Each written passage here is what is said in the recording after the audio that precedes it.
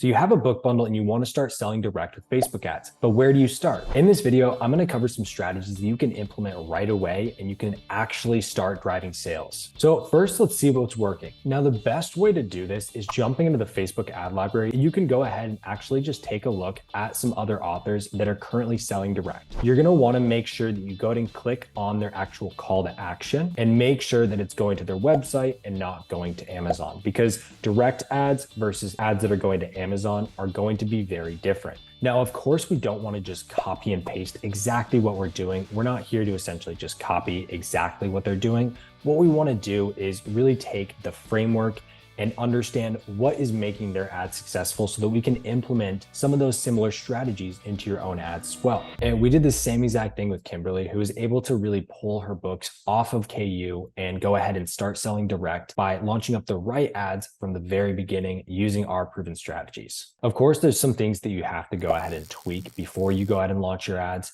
Everyone's brand is going to be different, but we're going to go into this more in the actual course link down below. It's completely free, so make sure you go ahead and jump in there as well. Now, when it comes to the actual creative in your Facebook ad, what you want to go ahead and do is make sure that you either have images or you have videos. Those are going to be the two types of creatives that you can have. When it comes to images first, what you want to try to go after is either having a stock image, a bundle image, so the actual image of your bundle displayed very nicely, or just having a simple book cover, and then essentially after we have the creative, we're going to get into primary text. But for the images, you're going to want to start out with those three formats. They've been proven to go ahead and scale once you go ahead and find an image that's going to go ahead and capture attention as well. Now, for your videos, what you really want to go ahead and do is you have to make sure that your video captures the attention of the right audience within the very first second. This video should be something to where whatever trope you're in or whatever genre you're in, obviously we want to give your reader an experience. So you want to go ahead and capture their attention with something that they don't typically read every day. Because remember that we want to pull their attention in by giving them whatever they are actually looking for. So you don't want to just try to sell your book and say, hey, this is my book, you should buy it. You want to really give them that experience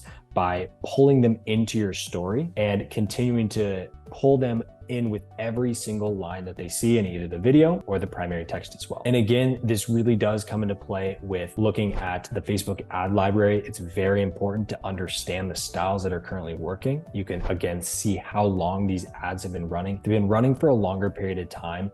It's likely that they're proven and that they are actually working. So go ahead and take advice off of those and really try to break them down from the very beginning of the video as you're going through the video, and you can go ahead and see how it's essentially structured and how it's working. And you can take that as inspiration for your own video as well. And then go ahead and check out BookTok. You can go onto TikTok and you can see whatever videos are currently trending and are currently going viral. That is a great example of a video that is capturing a lot of attention and it's holding a lot of attention. So you can go ahead and break those down from the text in the video to the background video and seeing why those types of videos are working so well. Now, getting into the next portion of your ad, it's going to be the primary text. That is the main text block that you see within your ad. And what you typically want to go ahead and do for this is make sure that you're not clickbaiting the audience. So you want to have more in-depth information in terms of at least a sentence, at least about 10 to 12 words. You can have more, but you don't want something just super quick, like 3 or 4 words that's just making them wonder what's happening next. You want to give them more information. You want to pull them into the story with that very first word. You want to explain either directly or subconsciously what the trope or the genre is within the book. And you want to make sure that they know that, and that whatever line is essentially next after your primary text, after that first line, is essentially pulling them down into the story more and more as they continue to read. And at the bottom of your ad copy, after you've got your hook at the very top, pulled them through the story, through the middle of the ad copy, and then at the bottom, you've left them at a cliffhanger to where they have to know what happens next. After that portion there, you want to go ahead and give them your offer, which is essentially what is going to be on your next page after they click. So you want to preemptively sell them to where they are more high intent when they click, because they know what they're clicking on. They know what percentage they're getting off, what is going to be included in the bundle. They know, again, what genre it's going to be. and they know how many books are going to be in the bundle. You also want to go ahead and explain to them how they're going to be getting the books within this bundle and how it's going to be sent to them. That way there's zero confusion. Confusion is the main reason why people leave an ad or they leave a landing page. So you want to explain everything very, very simply to them so there's zero confusion at all. Overall, with your ads, it's really about piquing your readers' interest and keeping their attention and making them want to know what happens next. That's typically why ads where it's essentially saying, hey, this is my book, this is why you should buy it. Those don't work nearly as well than the ones that really pull the reader into the story to where they have to know what happens next within the story. That's why they buy your books. That's why they love your books, because they keep going through and they have to know what happens next. So you want to make sure to think of that when you're building out your creatives, when you're building out your videos, your images, and you're hooking, capturing attention, and you're giving them a positive user experience. So a common question I get asked all the time is, where do I start with my budget? So what I would recommend is that you start with at least a $10 per day budget.